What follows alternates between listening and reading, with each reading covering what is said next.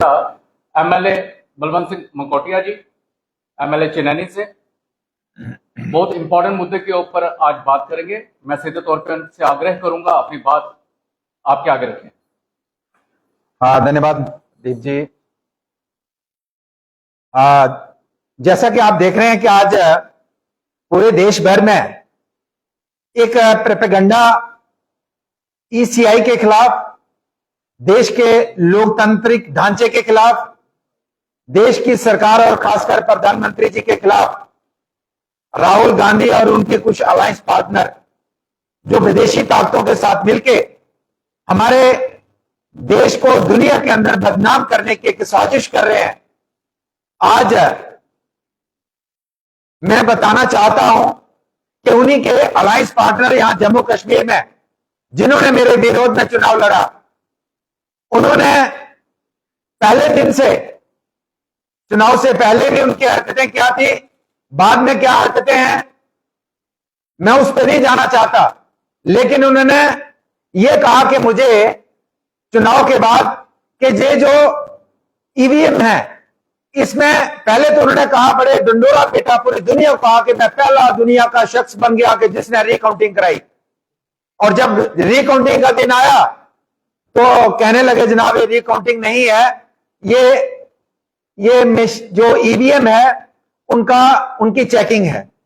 तो जो भी उन्होंने कोर्ट में कहा, इलेक्शन कमीशन ऑफ इंडिया को कहा, जो उन्होंने रिक्वेस्ट की, हमारे डेमोक्रेसी को और केंद्र सरकार को हम धन्यवाद देना चाहते हैं कि अपोजिशन की पूरे तरीके से सुनवाई होती है और ईसीआई को जिसके ऊपर एलिगेशन लगते हैं उसने पूरे तरीके से उनकी बात को सुना, जबकि लीगली अभी कोर्ट में चल रहा है, वो नहीं सुनना चाहिए था। मैं उस पर नहीं जाना चाहूंगा, लेकिन उन्होंने सुना उनका। तो उसके बाद उन्होंने कहा कि जो देश के अंदर ये अलायंस पार्टनर, देश के विरोध वाले अलायंस इकट्ठे हुए हैं, जो ये कहते हैं वोट हम ए को डालते हैं तो वोट बी को चला जाता है, वोट बी को डालते हैं वोट सी को चला जाता है। तो उसी को लेके जो इंडिया गठबंधन के जो अलायंस पार्टनर मेरे विरोध में जो 16,000 के करीब वोटों से हारे, और 16,000 भी कौन से थे, नेशनल कॉन्फ्रेंस और कांग्रेस, उन्होंने मिलके, तीनों ने मिलके, कुछ और भी मिले थे। और नेशनल कॉन्फ्रेंस कांग्रेस का अच्छा वोट बैंक है, उसको निकाला जाए तो उनको 4-5 हजार वोट ही मिला अपना। लेकिन फिलहाल हम कहेंगे लगभग 16,000 की एक भारी डिफीट के साथ लोगों ने हराया। उसके बाद उन्होंने कहा कि मुझे शक है जिस मशीन के ऊपर वोटिंग हुई है वहां पे वोट जो है मेरे को पड़ने चाहिए थे, वो बीजेपी को पड़े। तो मैं ये बताना चाहता हूं, वो जिस तरीके का प्रोपेगेंडा वो इंडिया गठबंधन के साथ मिलके हमारे ईसीआई के खिलाफ लड़ रहे हैं। तो 3 पोलिंग स्टेशन की उन्होंने बात करी थी, तो उनमें से एक पोलिंग स्टेशन आता है सीरियल नंबर 12, और ये सीरियल नंबर 12, ये देखिए, इस पोलिंग स्टेशन में उन्होंने लगभग उन ईवीएम में 852 वोट डाल के ये चेक किया कि ए वाला वोट ए को जाता है या बी को तो नहीं जाता, बी वाला बी को जाता है, सी को तो नहीं जाता। और ये वोट डालने के बाद ये सारा पूरे टोटल कितने वोट पड़े, और फिर इसकी काउंटिंग हुई वीवीपैट्स में, जितने वोट पड़े उतने ही वोट निकले। ये उनकी मौजूदगी, उनके कैंडिडेट थे, मैं साइड पे था, ये वही करवा रहे थे, हमने कोई इंटरफेयर नहीं किया, हम किसी मशीन के सामने नहीं गए। और जो मैं बात कह रहा हूं ये सारी उस समय की 1-1 मिनट की हर रिकॉर्डिंग है।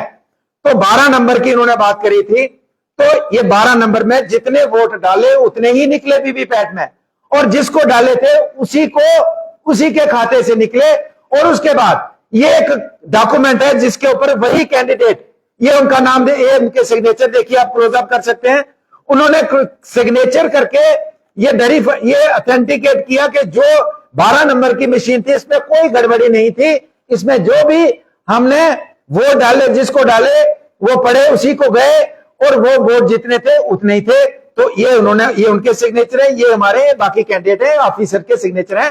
तो 1 नंबर जो 3 उन्होंने मशीनें कही थी उसमें से एक का क्लियर हो गया।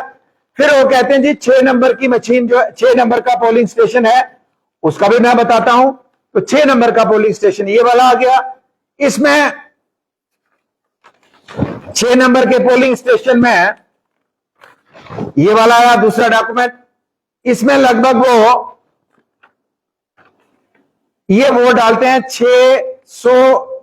686 वोट डाल के वो चेक करते हैं कि ए वाला वोट ए को जाता है या बी को जाता है, और फिर 686 वोट वीवीपैट से चेक होते हैं कि क्या इतने ही वोट थे, कोई उसमें जितने वोट पड़े तो वीवीपैट में तो कोई गड़बड़ी तो नहीं थी, तो वो भी कोई गड़बड़ी नहीं आती है।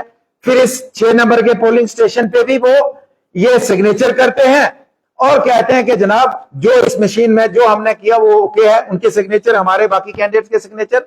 लेकिन बाद में उसमें ये लिखते हैं, इसमें कि ये लिखते हैं कि ये जो मशीन लाई गई, ईवीएम लाई गई, इसमें रिजेक्ट पता नहीं क्या वर्ड लिखा था, वही दिखाते हैं और उन्हें अपने हाथ से फिर लिख दिया। ये खुद कहते हैं कि इस ईवीएम में रिजेक्ट लिखा था और इसी ईवीएम को उन्होंने ट्रायल किया और इसी ईवीएम में ट्रायल में वो 100% ओके हुई। उनके मुताबिक जो रिजेक्ट जो बता रहे हैं उसमें भी ओके रिपोर्ट आ रही है, तो फिर इलेक्शन कमीशन ऑफ इंडिया गड़बड़ी कहां कर रही है? तो 2 पोलिंग स्टेशन 12 और 6 जिसके लिए उन्होंने अप्लाई किया था। फिर आते हैं कि 3 नंबर का पोलिंग स्टेशन जिनने उन्होंने अप्लाई किया था कि इसमें भी इसी तरीके से हम ट्रायल करना चाहते हैं। तो 3 नंबर का जो पोलिंग स्टेशन था उसके बजाय 2 को उन्होंने चुना और 2 की ये रिपोर्ट आती है।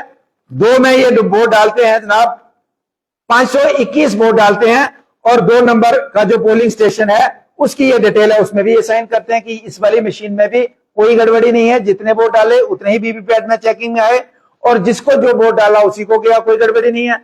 अब शो डालते हैं एक पेज निकाल के कि जनाब ये मशीनें खराब हैं, ये मशीनें खराब हैं। ये वाला पेज सभी पूरी दुनिया को दिखाया जा रहा है कि जनाब ये नॉन फंक्शनल है, नॉन फंक्शनल है। तो मैं आपको ये बताना चाहता हूं कि मैं लगभग 2 घंटे लेट गया। मैंने कहा मेरा काम नहीं है, उनको शक है वो दूर करें मुझे हालांकि मुझे बुलाया था, आप भी अपने लोगों को लाइए। लेकिन मैंने कहा ये कोई मेरा तो मसला है नहीं। लेकिन 2 घंटे में मुझे पता लगा कि अंदर गुंडागर्दी चल रही है और जो इंजीनियर आए उनके ऊपर दबाव बना के जबरदस्ती मशीनों को ये कहा जा रहा है कि इसको रेड फ्लैग लगा के इसको नॉन फंक्शनल बताइए, और उस गुंडागर्दी की पूरी तस्वीरें उसमें मौजूद हैं और ये भी आने वाले समय में ये पूरा रिकॉर्डिंग है, ये भी बताया जाएगा। और मैं ईसीआई को कहना चाहता हूं कि इस तरीके की गुंडागर्दी करने वाले लोग जो आपकी बात भी नहीं मानते, उनके ऊपर कम से कम रिस्ट्रिक्शन होनी चाहिए कि वो चुनाव ना लड़ पाए। और मैं इनकी बात नहीं है, जो भी करता है। और मैं ये कहना चाहूंगा कि ठीक है, उन्होंने कहा कि पहली मशीन का जो उन्होंने कहा कि उसमें क्लॉक एरर आया, तो उसमें जो उन्होंने लिख के लाया था उसमें जो एसओपीज थे, उन्होंने कहा कि किसी मशीन में कोई अगर क्लॉक एरर आता है तो आप दूसरी मशीन ले सकते हैं। तो आपको उठ के बाहर आ जाना चाहिए था, आपने कहा था मुझे दूसरी भी नहीं चाहिए, आपने जबरदस्ती दूसरी भी मंगाई, तीसरी भी जबरदस्ती आपने कहा कि रिजेक्ट है, चौथी भी रिजेक्ट कराने की बात कर रहे थे। लेकिन मैं पहुंच गया और जब मैं पहुंचा तो पहले की भी काउंटिंग बराबर आई। फिर मैंने जाते ही कहा, उसकी रिकॉर्डिंग भी वहां होगी, मैंने कहा भाई साहब मुझे पता चला है यहां पे गुंडागर्दी दिखाई जा रही है, यहां पे दबाव बना के हमारे इंजीनियर को प्रेशराइज किया जा रहा है कि आप रेड फ्लैग लगाइए और यहां गुंडागर्दी नहीं चलेगी और कोई भी व्यक्ति यहां पे दबाव में ना काम करेगा ना दबाव कोई बनाएगा। बस इतनी सी बात कहनी थी। उसके बाद वो सारी काउंटिंग हुई, कोई रेड फ्लैग नहीं, कोई मशीनों में गड़बड़ी नहीं, कोई दबाव नहीं। तो ये एक आदत है उनकी कि हर चीज को दबाव करके, हर चीज में प्रेशर करके, हर चीज में गुंडागर्दी करके वो साबित करना चाहते हैं। जब 16,000 लोग वोटों से आप हार गए हैं, क्या साबित करना चाहते हैं? और फिर 101% जो आपने जो कहा वो ईसीआई ने कहा किया और उसके बाद रिजल्ट भी 100% रिजल्ट आता है, एक भी वोट में गड़बड़ी नहीं पड़ती है, एक भी वोट गड़बड़ नहीं होता है। और उसके बाद आप क्या दिखाना चाहते हैं? बाहर आकर नारा करते हैं कि वोट चोर, शर्म आनी चाहिए।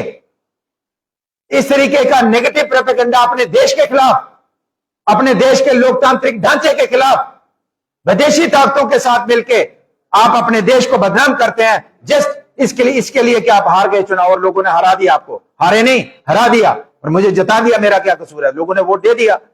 तो इसलिए मैं आउटराइटली, मैं और भारतीय जनता पार्टी उनके इन क्लेम्स को, इनके झूठे आरोपों को टोटल पूरे तरीके से खारिज करती है। और जो उन्होंने कहा इलेक्शन कमीशन ने किया और करने के बाद जो उन्होंने जिस तरीके से चेकिंग मशीनों में की और उसके बाद किसी किस्म की कोई गड़बड़ी नहीं थी और जो मशीनें बार बार दिखा रहे हैं ईवीएम को ये डिफंक्ट थी, वो उन्होंने वहां गुंडागर्दी करके, मैं वर्ड यूज कर रहा हूं, गुंडागर्दी करके, जबरदस्ती करके और प्रेशराइज करके किया है, जिसकी वीडियो रिकॉर्डिंग आने वाले समय में कोर्ट के अंदर भी दिखाएंगे हम।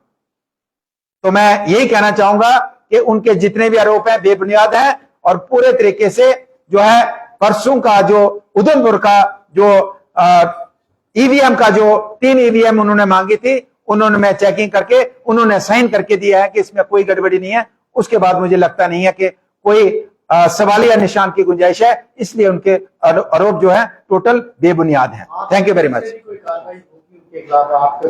देखिए हम इससे पहले तो मैं, चूंकि हम इतने व्यस्त रहते हैं और खासकर इस समय हम इन चक्रों में पड़े। अब मैं सुबह भी अपने गांव में गया था, मेरी टोटल सड़कें, टोटल बिजली बंद हो गई थी, टोटल मोबाइल नेटवर्क चला गया था, पीने के पानी की स्कीमें बह गई, पुल बह गए।